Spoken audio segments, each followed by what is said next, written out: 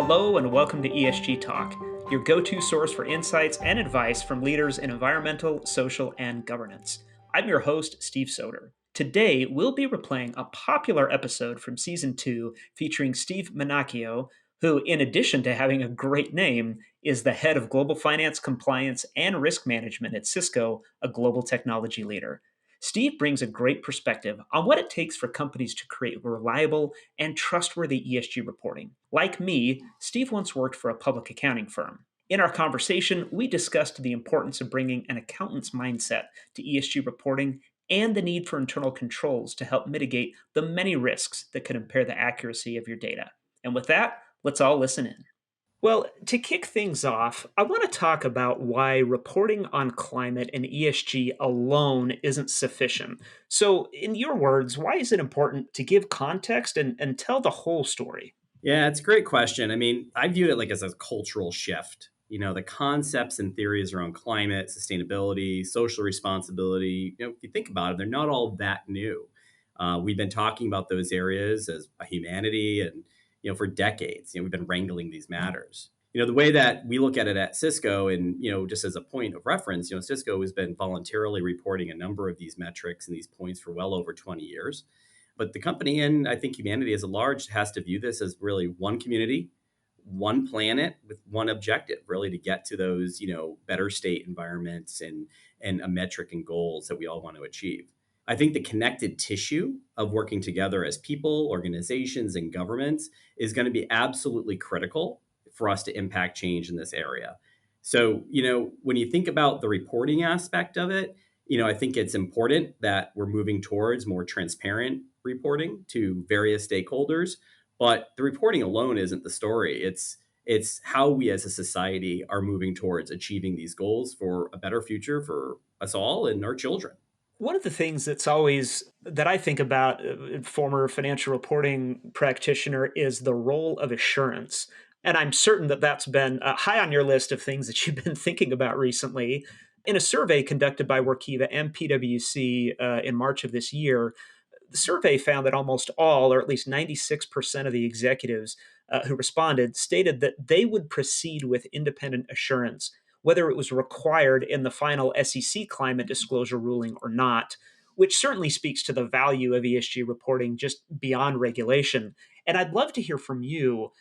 What are some of the main reasons that you think organizations seek ESG assurance? And maybe what's the deeper motivation behind that than to simply satisfy with some regulatory requirement? The view that I would have is to truly impact change. I believe transparency and trust around how organizations are making a meaningful progress towards meeting their relevant goals or objectives is absolutely critical. For us at Cisco and for me, it comes down to trust in the people, trust in the process, trust in the technology that supports the reporting of climate and other ESG metrics. If you think about what trust has been defined as, you can Google it, look it up, but it's loosely defined as like a firm belief, like in the reliability and the truth and the ability to, in the strength of someone or something. So if we truly believe like we're going to elevate, I believe, the value proposition of Cisco's products and our services, there's an expectation that our stakeholders have that the information we're providing them is reliable and it's complete and it's accurate. But moreover, I think when you look at the custodians of any organization, whether it's the CEO, CFO, board members, the bar is equally higher, if not, that they expect that same level of comfort internally, regardless of whether a regulator is out there or other parties are out there, to ensure that the organization is doing the right thing and doing the things that we set out to do. And so for me, that assurance quotient from a regulator or other government body is a good step forward, but the value proposition for our customers and our stakeholders, and of course, our internal custodians of the organization is even higher for that level of reliability. And Cisco's been doing this for a long time. But speaking broadly, then, do you feel like that is maybe one of the key opportunities facing ESG teams and organizations generally is to close maybe a trust gap, if I can use that term? I mean, do you think that's kind of the next step that we're looking at here? 100%.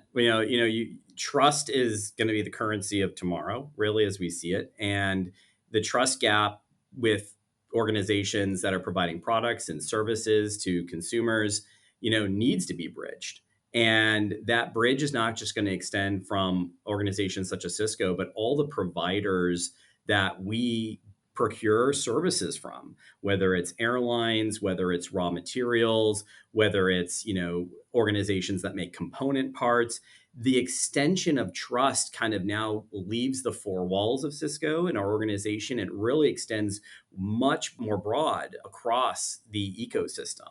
So as I think about why can I trust the information from my utility provider, for example, in a foreign country that's the exact number of wattage I used, or why can I trust that this mineral was used to, create this component part, and in the process of transforming that mineral into a component had this much consumption on it.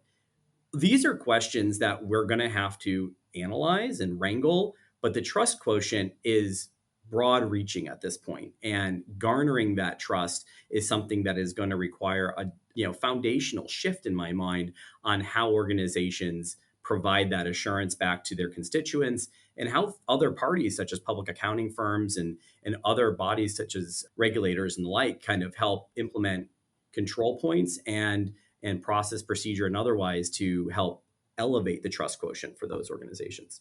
Well, I love that. And I love that you brought up that foundational shift and that you brought up accounting, because that's actually where I want to go next. Accountants have traditionally been, of course, all about finance, all about historical reporting. Certainly, they've got a lot of rigor in processes, and that's been the case for many, many decades.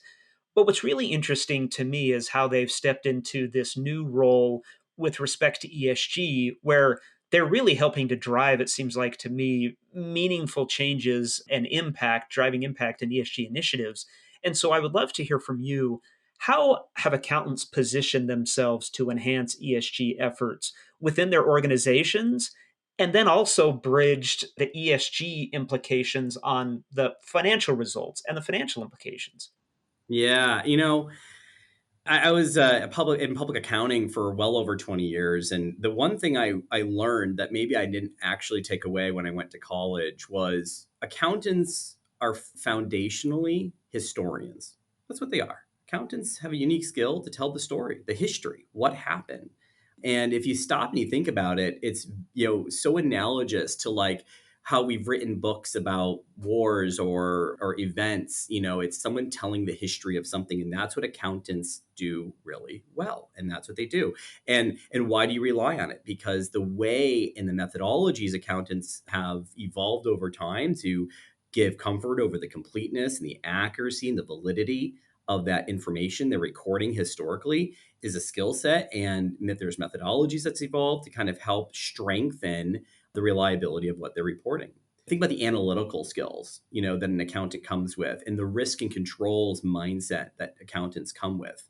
They fine-tune those. And you think about Sarbanes-Oxley Act of 2002, well over 20 years ago, the level of acumen that the accounting profession elevated around risk and controls and reliability of data, and a multiplier effect on that level. And we've had 20 years in the accounting profession to kind of really fine tune that. And I think all of those skills holistically become extremely relevant in this area, and connecting the tissue back to, the financial implications, which of course is the core bread and butter of what, accounting truly is doing. Well, I really, really appreciate the way that you articulate that, because that's how I describe accounting actually to somebody who doesn't know. First of all, I also was in public accounting, and I think most of my family even assumed that I was just doing taxes all the time because in their Yep. mind, right, you probably got My own taxes. I don't even know. I still get that. I'm like, I don't know. I don't even do my own taxes. But the ability of accountants to use that historical data, and I feel like that to me becomes a backbone or a framework upon which other processes that can rely on that data and can rely on that acumen and can rely on that framework can significantly be enhanced. And to me, ESG feels like such a natural fit. I'm wondering then, to move on, in what specific ways then do you think accountants can help ensure the accuracy and credibility of this non-financial data and assist in that assurance process to ensure that the data is reliable, that it's transparent, and that people can trust it? Yeah, so I think accountants have a unique ability to leverage the skill set we just talked about. And that leverage skill set is going to help infuse rigor and discipline around the reporting of the data. And one of the things accountants do fairly well is I like to call it connecting the dots, and seeing the end to end process of something from start to finish, cradle to grave. And that view that accountants take on the life cycle of a transaction from initiation to completion, all the risk points that happen along the data and its journey, how it might, go from source to maybe a transformation layer to a final repository to a reporting engine. These are very standard activities that an accountant follows on the financial side in terms of following through and threading through a transactional process and transactional data. And I believe that same concept really applies here. And then translating that information on the ESG side of saying, how do I get comfort over how we report our utility numbers or how we're reporting our CO2 emissions from certain sources? It really boils down to understanding the end to end process, understanding the risks that lie of the what could go wrong along that process that could impair the completeness or accuracy of validity of that data, and deploying controls to help mitigate those risks along that process that help give you that end-to-end reliability. And so that skill set and in deploying that risk and controls framework that we've so thoughtfully deployed well over 20 years, the Sarbanes-Oxley Act of 2002, really, I think, is of harmony, of synergy and balance that I believe the ESG framework and those pursuing, the reporting side of it from a reliability perspective can, really work in tandem with your accounting professionals to bring that to light. So for me, that level of acumen around comfort and reliability over the data that we're using and the risk and controls around that become absolutely credible, manual and automated, of how you're going to go about that. And do you see a clear path right now for ESG data gathering and review and transformation and ultimately reporting? Do you see a clear path today for that to get to the same point that we've enjoyed in accounting generally for decades and decades? I realize that's a loaded question a little bit there, but Yeah, it's really loaded.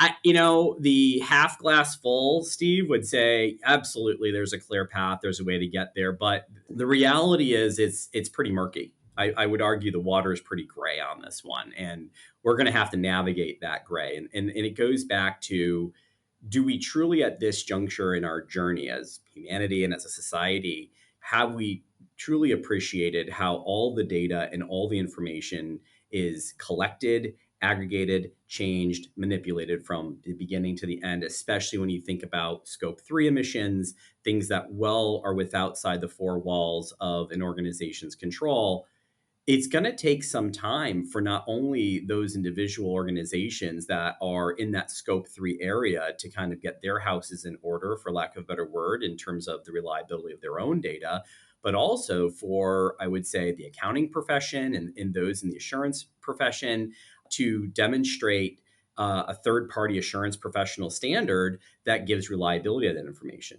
Now, I say all of that with thinking through the idea that a lot of individuals who rely on the scope 3 data from their parties in themselves should themselves be dealing with scope 1 and 2, which is what they do internally. So one might view that as time evolves and organizations, whether you're a component manufacturer for a larger company, a supplier, or otherwise, you're theoretically going to, if time evolves correctly, get comfortable with your own emissions, scope 1 and 2, and then therefore that should build on itself to give comfort of someone else's scope 3. So I think it's a bit of a building block of activities, but it's, in my view, still very gray in what the assurance standards could be, the public accounting firms and the standards they're going to follow to give assurance, and the methodologies we're going to follow. So I think we're going to deal with that gray water for a little bit before we kind of get to a clear place holistically. That's my view. well, Steve, you're making my job very easy because I did want to get into assurance and those processes. Because one of the things that occurs to me, and even in my own experience, having, let's say you acquired an entity that wasn't subject to any kind of, external financial statement audit. Often, when you get auditors involved, internal and external, I would argue, that can be a little bit of a forcing function to kind of like force you to get up to that state that we were just talking about. So I'd love to get your take on how you see that playing out, given your experience both in internal and external audit. How do you see that again, whether it's a forcing function or however you want to define it, starting to maybe, I hate to say force, that makes it sound a little bit like negative, but pushing companies in that direction? Because if they don't, they're not going to get through the audit. They're not going to get the assurance that, again, back to that survey, everybody said that they wanted, and certainly you're not going to end up in the place where you thought or hoped that you would be. Yeah, this is one of those moments where I like to tell people auditors are your friends. And they could really come to the table, whether it's your external auditor or an advisory firm that also works in the field of audit.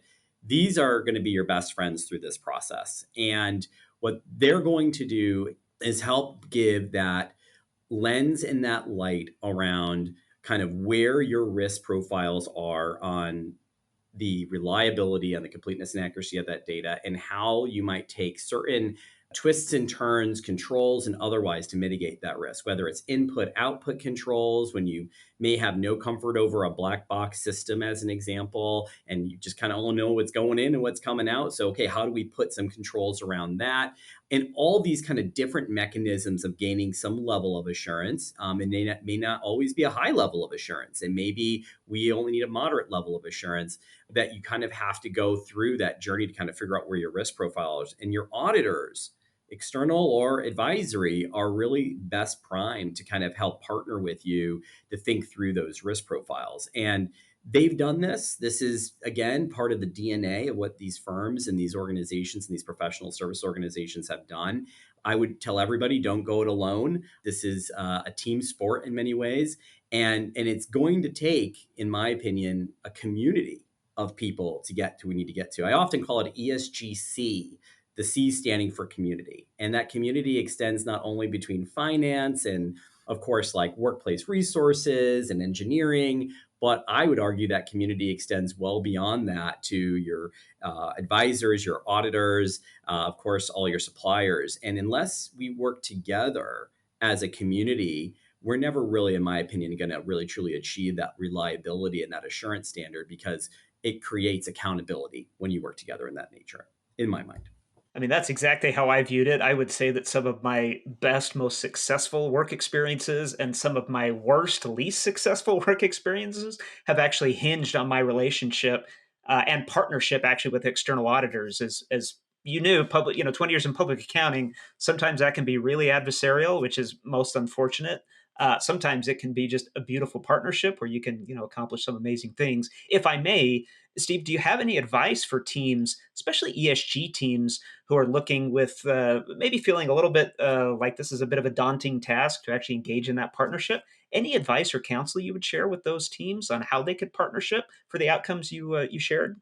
Yeah. So the first thing I would say is, the word auditor is a strong word. You don't wake up in the morning and say, I want to be audited today. When you go on vacation and you're having dinner with somebody and you're like, hey, what do you do for a living? I'm an auditor. Like it's one of those kind of like, ooh, right. When I worked in 20 years in public accounting, I often would tell people, I viewed myself as a trusted advisor. Like that's kind of the role that I really wanted to play with my clients, because while I had a job to do and they had a job to do and we respected those lines, my objective was not only just to deliver the audit, it was candidly to be a trusted advisor to them on what we're auditing, and of course like maintain lines of independence, but be that trusted advisor. And I think your auditor could very much still do that for you within the confines of independence and other things. And the best advice on anyone kind of beginning the journey and looking at this mountain is kind of, something that my mom and dad taught me, very simple fact, when I was a little guy and I was looking at a big exam, or I was looking at, getting through college and a degree. They always said to me, hey, Steve, everyone can eat an elephant, just one piece at a time.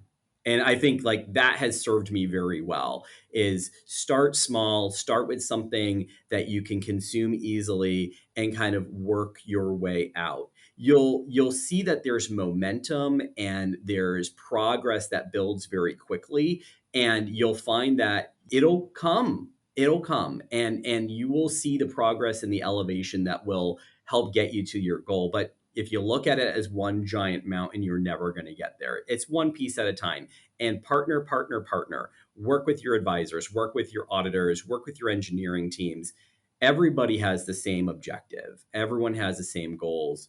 working as that community together is going to be absolutely critical. So don't go it alone. The community will have your back. Well, terrific insights. And I would add that, at least insofar as I've experienced, but also observed, there's a bit of a flywheel effect that once you start to, take chunks out of the elephant, as it were, that momentum tends to build upon itself because the successes that you've had often beget other successes, to where there really starts to be like massive movements in efficiency, in productivity, and honestly in making an impact. Let's talk about another aspect of your experience. So prior to joining Cisco, as you mentioned, you spent 20 years at PwC, and I know you spent a lot of time in the IT, internal control kind of services space across a pretty diverse, as I understand, set of industries.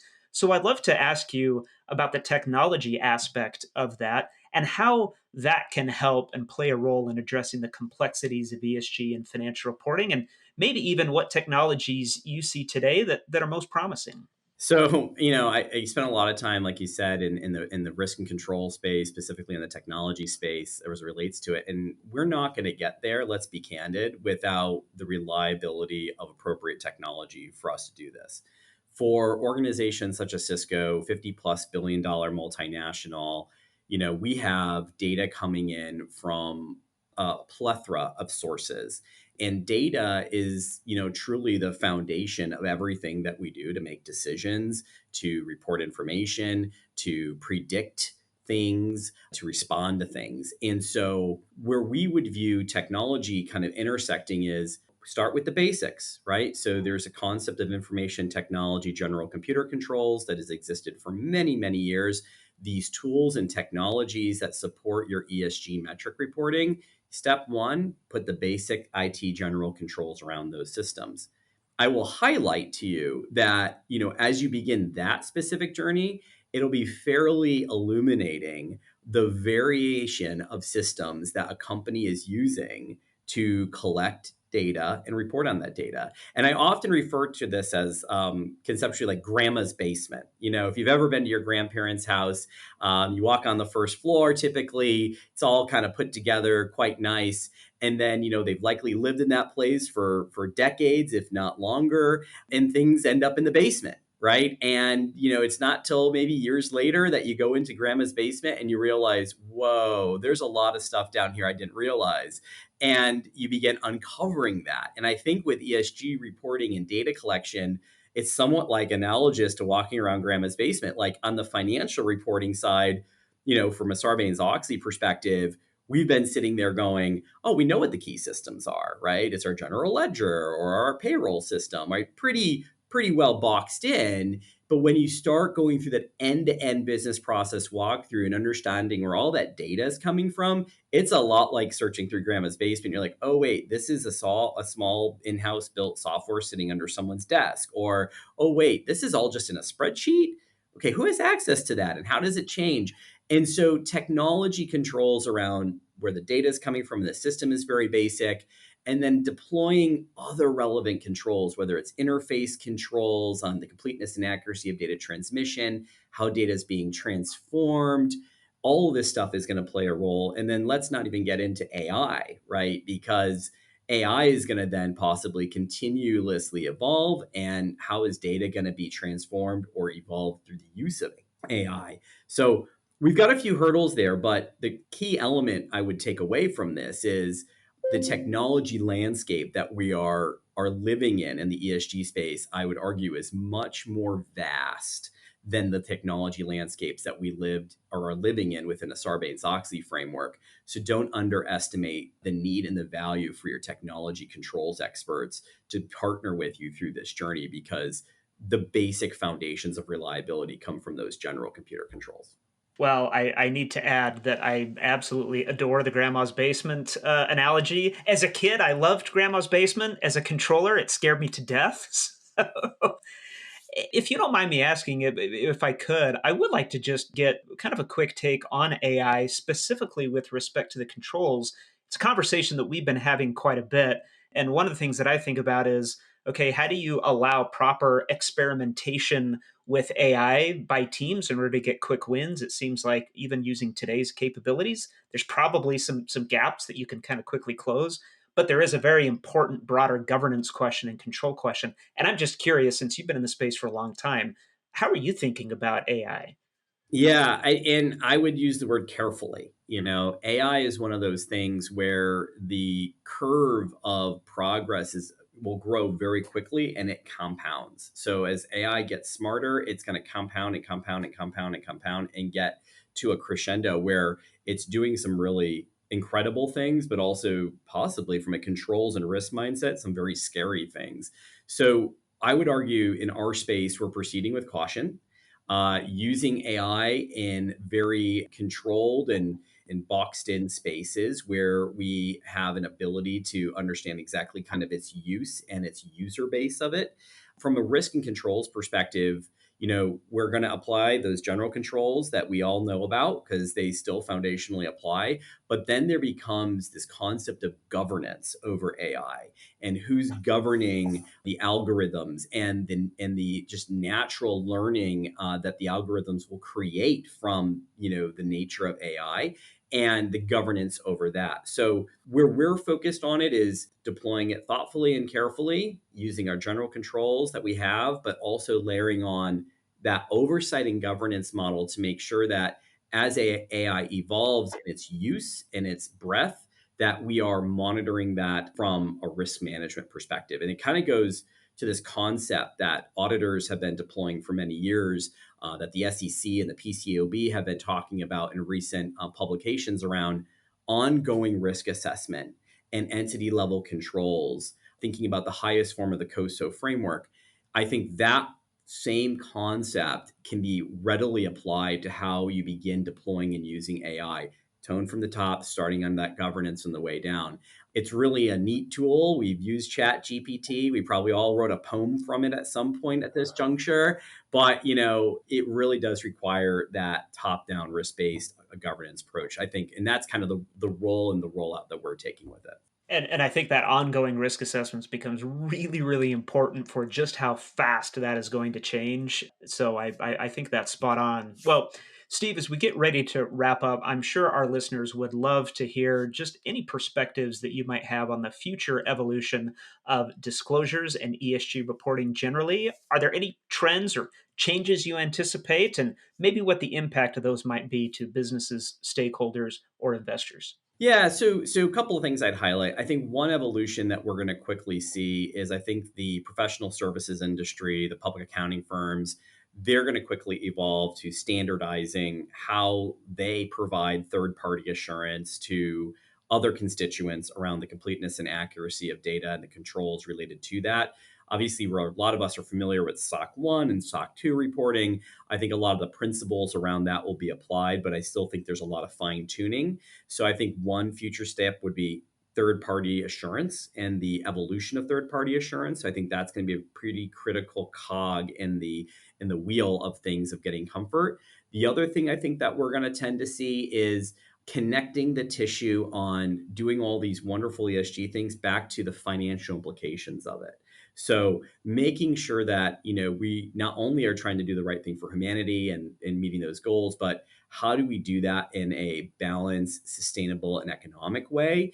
Because at the end of the day, we're still businesses and we still have to run, but there's this balancing act. So I think as ESG reporting and other ESG related metrics evolve over time, and that balancing of the two priorities, business and of course reporting, is going to continue to flux. And so I would argue that establishing your ESG controls or your framework and thinking, close the book, we're done, we're just going to kind of do this on repeat is not going to work. It goes back to the concept of risk assessment. The risks are going to change and the environmental conditions of our planet are going to change. We had a pandemic, of course, that we've all talked about that no one could have thought would have happened. That's changed the dynamics of how we operate as employees and how we operate as a community. So that ongoing evolution of risk assessment, I think, is going to just continue to play a key role in us evolving the ESG conversation to the next phase and then the future state. Well, I think you're right. Steve Manocchio from Cisco, thank you so much for joining us today. Thank you so much for having me. It's been a wonderful chat, and I appreciate the time. Yeah, definitely appreciate your insights. Well, whether it was your first time listening to this episode or you're enjoying it again, Thank you so much for joining us on ESG Talk, brought to you by Workiva, the world's only unified platform for financial reporting, ESG, audit, and risk. If you like this episode, please check out our episode with the Institute of Internal Auditors, which discusses global internal audit standards and their impact on risk management and ESG reporting. And, as always, please rate and review us on Apple Podcasts and subscribe to see episodes from Season 3 on Apple, Spotify, or YouTube. And with that, we'll talk again soon.